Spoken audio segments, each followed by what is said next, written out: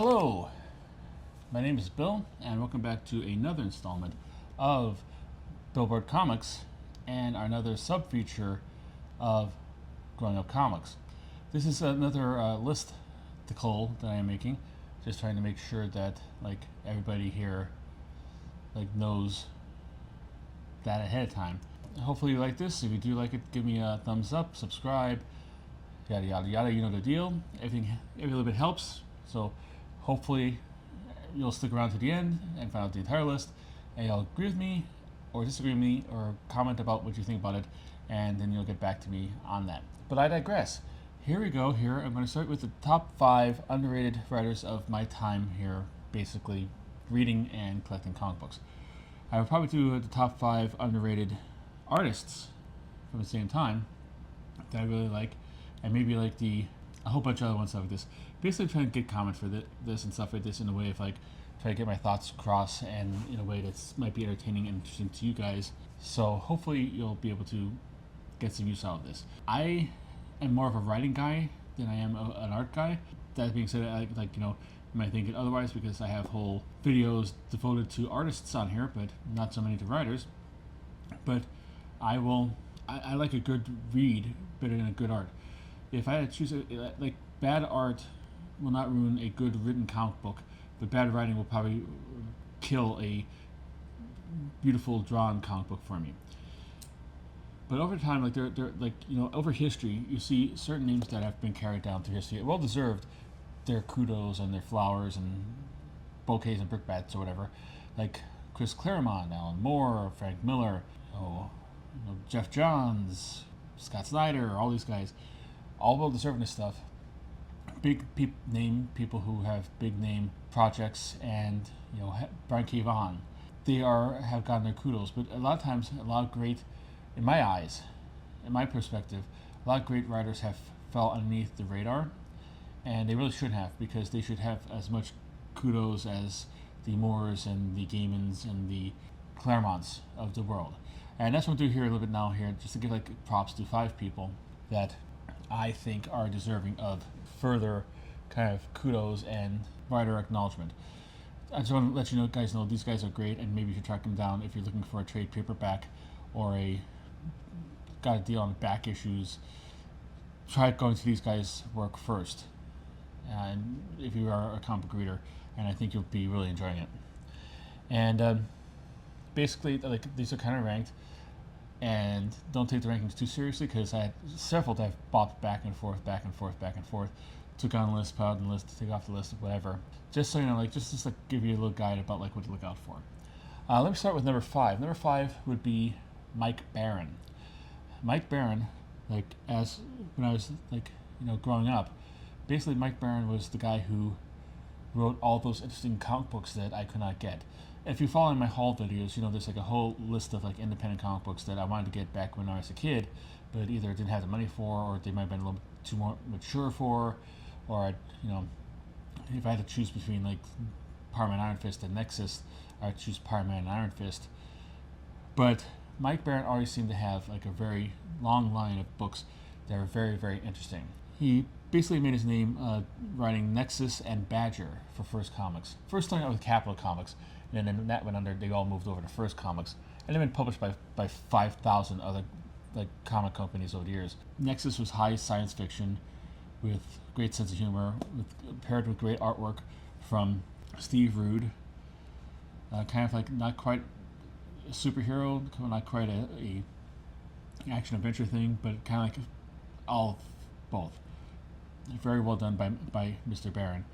Badger was BSC, batshit crazy. He's a hero with mental problems, but of course it kind of anything okay, he's making light of it, but it's actually kind of a deeper kind of cut about how he became this way and stuff like this, and he becomes an action adventurer, but he's kind of wild and wacky and weird and out there. I'm just starting to get into those now, so can't say I'm really good about that, but as things were today, things were back there. If you make a big splash in the indie world, you get a chance to ply your trade in the actual big 2, and he basically did this, he had a whole bunch of actual comic book like characters and series he worked on. Everything from Star Wars to Batman and Green Lantern and whatever. Um, but the two things I know him for more of anything else was Flash and Punisher. Now, of course, Punisher is like you know, Mike Baron is right up Mike Baron's alley. It's kind of like a rough and tumble kind of like militaristic kind of guy who might not be. He might be on the other side of sanity than other people, but tries to do good, but he's not exactly doing it the way many people would think is be the right way. But I was really impressed by his early work on Flash. Flash got his own series after the Legends miniseries. It was kind of like a way to set him back up there. He was kind of mulling around after Crisis. It's Wally West. This is Wally West Flash, and kind of like doing backgrounds and guest appearances in Teen Titans and all kinds of stuff like this. But eventually, after this, he got his own book, and Mike Baron was the first writer on that. And there's a lot of great writers on that Flash series. I mean, that's where Jeff Johns cut his teeth, and William Messner Loebs had a run on it. If you I might do like a whole list of like series that had the best creative teams over its entire run, kind of thing. And Flash would be high up there on the list. But I digress. Mike Baron's one who got the series up and running and helped it last over 260 issues. I don't know how long it actually. I don't remember exactly how long it ran, but he created a Wally West who wasn't just a kid's sidekick. He was the guy trying to find his place in the world. He's a guy who's trying to actually like do good and honor his father figure in Barry Allen, but also trying to trying to survive because his powers are. He needs to have one of the big things that they introduce is like he has to eat a lot to actually keep his speed going, and that requires money. So he has to like the Flash has to get a job as a courier and stuff like that, delivering like a heart transplant on a mountainside. So the whole thing was basically like by Mike Baron, and the reason why a lot of people love Wally West and can't stand the way he was treated in Heroes in Crisis, and like can't stand all the time like Dan Didio made a joke about I don't know who to kill, Nightwing or Wally West. The people got upset about that because Mike Baron made the character into something that people will love and be loved. I would recommend. I'm trying to go. Like I said, I'm like trying to collect his Nexus and Badger now. I have a complete set of the Flash run, so I have all that stuff. And I remember getting it off the newsstand when I came there and I was blown away. It was like really, really great writing. So I recommend if you could get like the early issues of the Flash, just like a little bit dated now, but not that much, and just to get that was his masterpiece. If I had to have one masterpiece for anybody, I'll try from here. I will do that. Next up is my list is Peter Milligan, and this man has actually wrote for Batman. You think like a man who's wrote for Batman should not be on the underrated book because you don't become underrated and get on a Batman book. But you don't hear a lot of people talking about him here. He was part of the British invasion. He followed over from. And when you think about it, you just think basically like Alan Moore, Neil Gaiman, Grant Morrison. Those are the big three, and a lot of people are blended together. But I think Peter Milligan did enough good work over here to actually set himself up from the crowd, and actually should have been like the fourth head on the British invasion Mount Rushmore, if you will. He's done a lot of work. Like I said, he's done basically he did like Screamer. He did of course Batman. He did the run of Detective Comics, but I put him on here for two main series that, he has like returned to. One he's returned to over the past. It recently assisted a couple of years ago, and the other one was one of my favorite Vertigo books of all time. The first one I'll talk to is his most recent one is his work on X-Force with Michael Allred, where he took the team from being kind of like the typical Image kind of growly, kind of big shoulder pads, like. We're anti-heroes and respect our authority. Arr.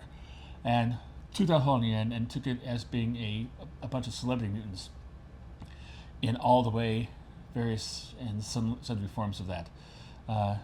He took over like the last couple of issues of X-Force, and eventually that got canceled and changed into X-Statix, and I think it was it came back as X-Cellent. All kind of like continuing the same story.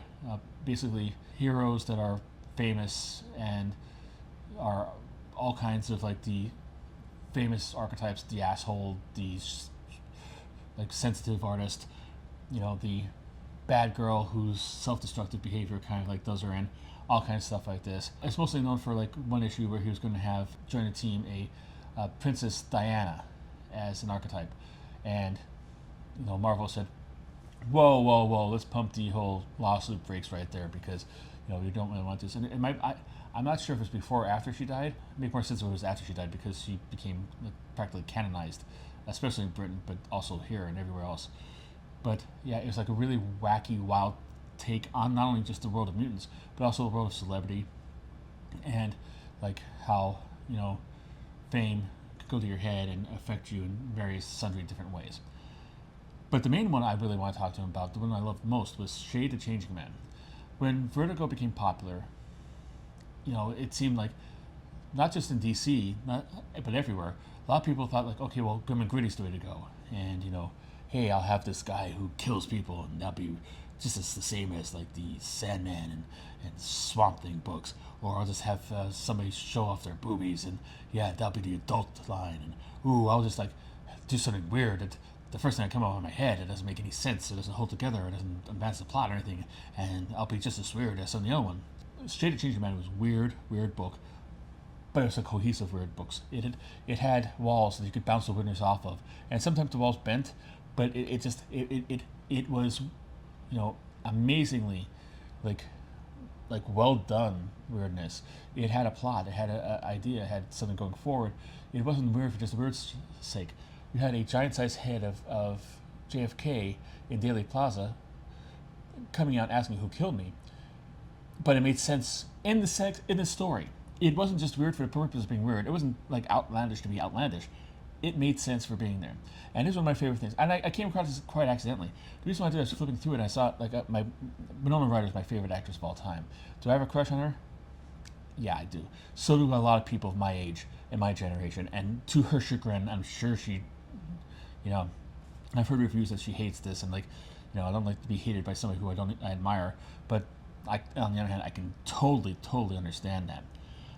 But one of the characters here was drawn by Chris Bacall, looked just like her. So I decided, okay, I'll get this, and then I started reading it, and it was like trippy, and it was brilliant, and it was like, it was well worth the investment on things. I wish they, like I have a complete of this. I'm thinking like I know it's been published in trade paperback form, and I don't know if there's been an omnibus made. It has been the concept has been returned to.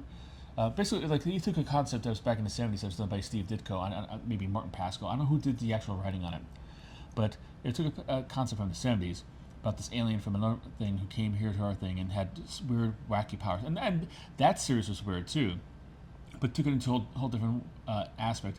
It made commentary on the American state of mind, Americana, and like relationships, and right and wrong, and good and evil, and all kinds of stuff. It's one of those things, like the reason why I could talk about stuff I hate much more intelligently than the stuff that I like, because like the stuff that I like about it, I have a hard time putting into words, and it's a fault of mine. And I apologize for that. So I'm not describing this at all well, but if you have like an extra couple dollars, and if you see like these popping up into like a flat rate auction box on Whatnot, or in a local dollar bin or whatever, pick up a couple of these and just give it a read. I think it's weirdness done right, and a lot of times with Vertigo and other companies, you didn't get that. And I it's one of my favorite series of all time. Next up, I'm going to cover a female author here. She's going to be anyone in the top 5, but to be realistically, you could have every female artist of all time on this list. They are all underrated. Comic books seem to be a He-Man woman haters club a lot of times. Gail Simone, don't you dare talk about girlfriends who exist only to be killed and put into refrigerators. How dare you? Well, yeah, now I'm just gonna hate on everything you do for the rest of your life just because of that one thing. I'm not even gonna bother reading it and realize exactly how great an author you are. I'm just gonna be that petty and vindictive and butthead-ish. So you have like a whole bunch of stuff like this, and the one I'm talking about now is now Gail Simone, not Gail Simone. I think she might be a little higher on the whole recognizable scale at this point in her career than this one. She's doing an X-Men book. As she pointed to like the hater on thing, I'm writing in the Uncanny X-Men. The person I'm doing here, and like I said, could do anything like Louise Simonson. I could put here Trina Robbins, a whole bunch of other ones. The one I'm picking here is kind of I think the most underrated of the underrated female writers, and that is Ann Nocenti. Ann Nocenti, of course, started as an editor. She was an assistant editor at Marvel. I think she became a real editor, and she has made a career for herself as a writer. She's written Green Arrow. She's reading Katana, the Katana miniseries from a little while back. She's done Catwoman. She's done a whole bunch of like really good books. She did the speaking of Vertigo, she did the ongoing Kid Eternity series. Personally, like at the time, I haven't really revisited it much. I didn't like it as much because it was following in the footsteps of Grant Morrison, and it seemed for a little bit she was trying to find her way as being a follower of Grant in Grant Morrison, keeping that kind of like esoteric kind of way going, while trying to find her own voice. And I don't think it really worked that well. However, what worked really, really well, and she did follow in two other legendary creators on this, is her run on Daredevil. She paired mostly with like John Romita Jr. on this, and I've said this before on other videos. Her run on that title does not get as much respect as it does. Usually, when people talk about great like Daredevil runs, obviously they zero in on Frank Miller. Barring that, they go on to maybe Ed Brubaker or Brian Michael Bendis, or the limited run of Kevin Smith, or other people. But Ann Nocenti had a rather long run on this, with a lot of like important contributions to the Daredevil mythos. And she followed not long after Frank Miller left, but she also followed after Denny O'Neil's run on it. And Denny O'Neil is a legendary name in comic book writing. I mean, if you haven't heard about him now, let me be the first to introduce you to him. He's wrote the seminal issues of Green Lantern and Green Arrow, especially the ones for the introduction of John Stewart and the drug issues with Speedy becoming a heroin addict. He also did the Batman issues, usually in partnership with Neil Adams, where he introduced Ra's al Ghul and a whole bunch of other ones there. He is a really good writer, but he was writer on Daredevil before Ann Nocenti took over. So she had big shoes to fill that were huge to begin with. And she did with Dignity and Aplomb. She did such a great thing. Like, one of my things I was most impressed for, like doing the Inferno crossover, she had Daredevil face off against Blackheart. Blackheart is the son of Mephisto. He's a supernatural villain who is so far above Daredevil's power class that the issue should have been over within 2 pages, and with him just blinking Daredevil out of existence. She managed to make an entire issue out of this. I think maybe even might have been a couple issues of the conflict between Daredevil and Blackheart, where it's believable that you could believe that he actually was able to, keep himself alive in this conflict, and also had a chance of winning. Very brilliant. She also created so many characters, most notably the most important character she had, and stuff that has been carried on to this day. One of the most important Daredevil characters ever, Typhoid Mary, is one of the better additions to them. But she also did a whole bunch of others, I think Bullet, Bushwhacker, a whole bunch of other characters that very interesting. And every time I see them on in present day thing, I'm like, yeah, Ann Nocenti did that. Once again, I'm not going to tell you not to go to her first. You should go to the Miller run on Daredevil if you're going to buy something and read something. However, her work on this was excellent and very underrated. So if you've gone through all the other ones and you still have the Jones for Daredevil stories, I would go to hers. This next two I almost had ones in there because the number 2 I had number 1, and I want to keep him as number 1, but he is a little bit more well known than the number 1, so I will move him down here. This is Roger Stern, and Roger Stern, I just don't think he gets the proper respect. And this is my personal opinion because I'm an Avengers freak, and I became a fan of the Avengers during his tenure writing it. And he had a long tenure writing it, and he had very important work on the title. again, like recommending stuff for this thing is I would recommend his Under Siege stuff, but the Under Siege storyline where the Masters of Evil take over the Avengers Mansion, that is a great storyline. It still holds up today, I believe, and you know that's only like one arc that he made throughout his whole entire thing there. I think he was on there for like 5 or 6 years. I haven't really done the math, but as a collector, I'm growing and learning to do more and more stuff. He did a run on Captain America with John Byrne. He seems to have a kind of a friendly kind of relationship with John Byrne at the time. I don't know if they still do or not, but he did a run on Captain America. I think the arc where Captain America was running for president, or entertaining running for president, was part of the Roger Stern run on that. He also had a run on Spider-Man, Amazing Spider-Man. He wrote 2 of the most seminal kind of like stories of Spider-Man's history. For me, like I said a couple installments ago, he wrote The Kid Who Collected Spider-Man, which is, I think, in my opinion, the best Spider-Man story ever. And I will die on that hill.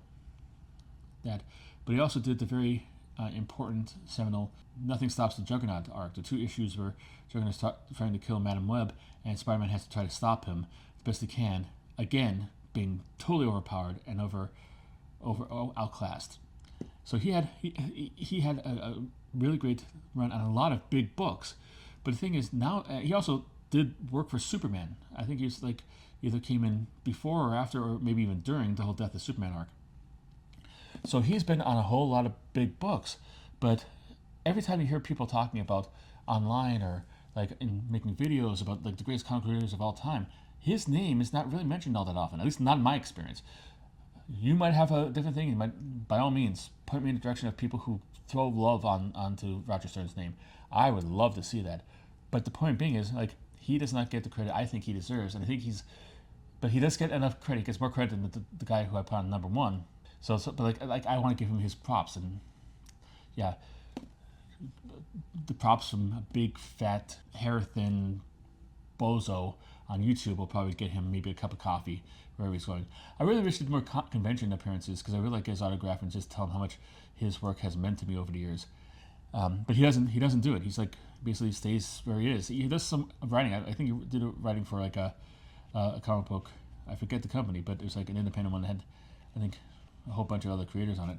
But yeah, he's done that. The number 1 underrated writer of my time is a writer by the name of Peter B. Gillis. Now, I think personally, I'm hedging a bet. So if I had money to go to Vegas and put down on people's reaction to this, I imagine like I'd put like most of my money, if not all of it, on the reaction being, who? Not many people know about this guy, but he is like from my standpoint, one of the most daring and challenging and great writers in comic books. And I'm going to give you 3 examples of his work, just so you could chase it down there. First is his work on What If. He wrote most of the, not all the last issues of the first series of What If.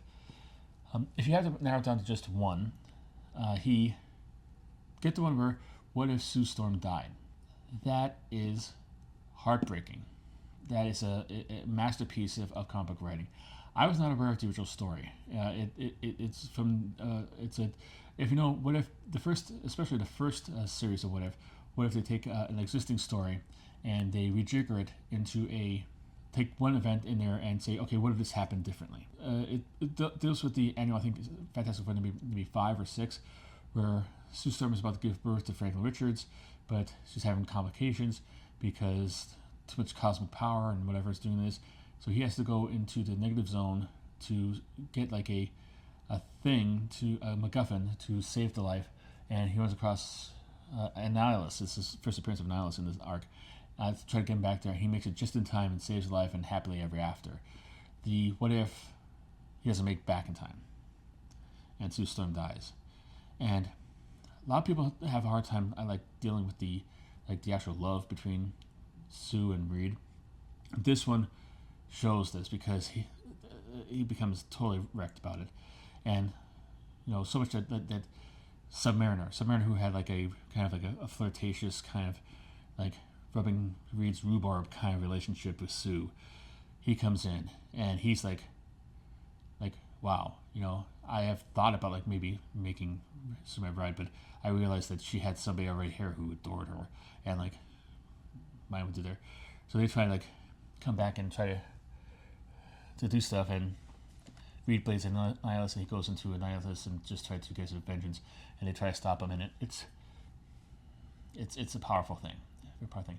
But he also did a whole bunch of other ones. He did like what if Cap was entered, like defrosted much later, and he comes to a dystopian America, because in the continuity they had the Captain America from the 50s being a different Captain America than the one from the 40s, and he was kind of like a Nazi, and he took over and he made kind of Nazi, and he joins the underground.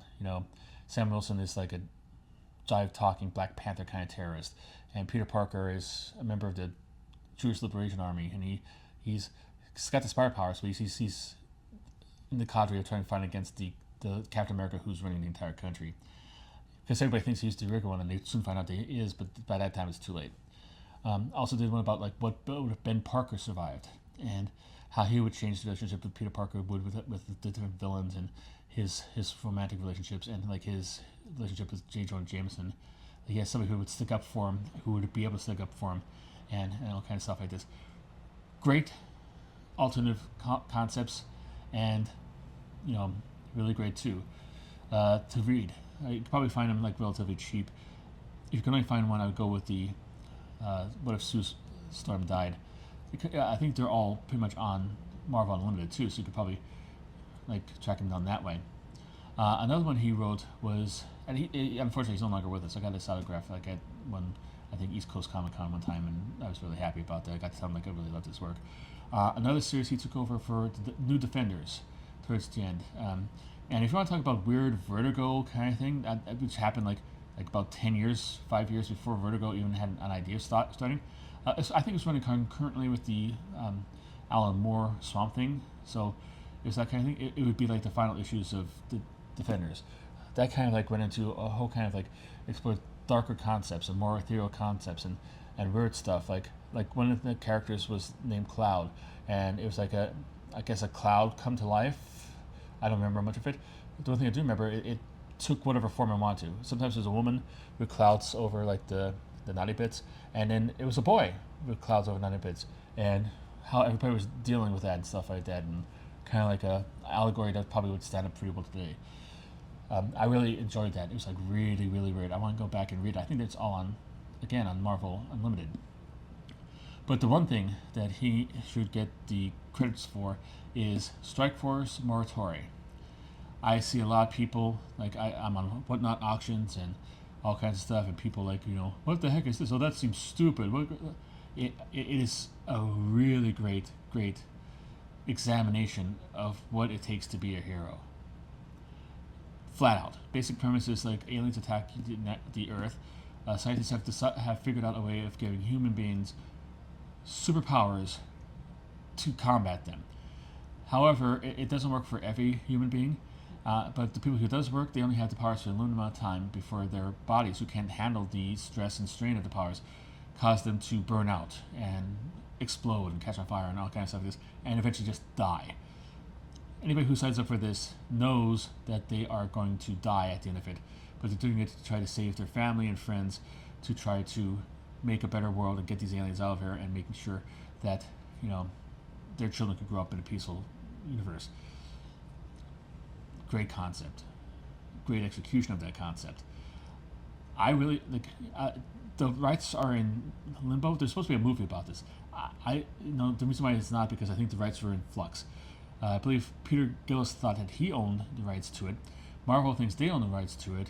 Somebody else thinks they own the rights to it. So it's like one of those rights kind of things that was kept it from actually being officially adapted. But it is one of the best things, and you could get them mad cheap. You see them, people selling them off in like bulk lots and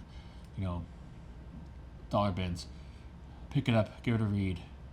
It is an interesting read. The first couple issues have early artwork by Brett Anderson, who would go on to co-create Astro City with Kurt Busiek and Alex Ross, and he was replaced by the early artwork of Mark Bagley, from basically the Spider-Man books. So it is. There's 2 series. I think there's. I only collected. I have to get the second one. I got the first one. I have a complete set of that. The second one is Stark Force Morituri, Electric Undertow. And Morituri, I think, is Latin for like doomed to die or something like that. Something along those lines. The Walking Dead or something like that. I don't know what it is, but it's like it plays into the whole fact that they are going to die for using their powers. I recommend it. I thought it was really good. And every time I come across anything that Peter B. Gillis wrote, are usually one of my favorite books from my childhood that I loved without ever realizing that he actually wrote it. So these are my 5 underrated writers from my time, from the 70s, 80s, and 90s. Hope you find this useful. I hope you give these guys a chance. Like I said, I think everybody except Peter B. Gillis is still with us. Mr. Gillis died a couple years ago. But, buying their trade paperbacks will probably put a little money into their pocket, and you'll get a good story off it too. So that's it. If you do get that, let me know what you think of them. If you already are fans of these, tell me something they might have written that I don't know. I didn't cover a lot of their work in here because I want to keep this relatively tight. But if you find something here that I didn't mention, let me know. And give me your opinions on if you do decide to give these guys a shot. Come back here and give me a comment about, did you like them? Did you not? Did I say you're crazy, or wow, you're really right on? Let me know. Let's get a conversation going about this. But until then, I hope you enjoy the works of these authors, and you know what? Keep on collecting.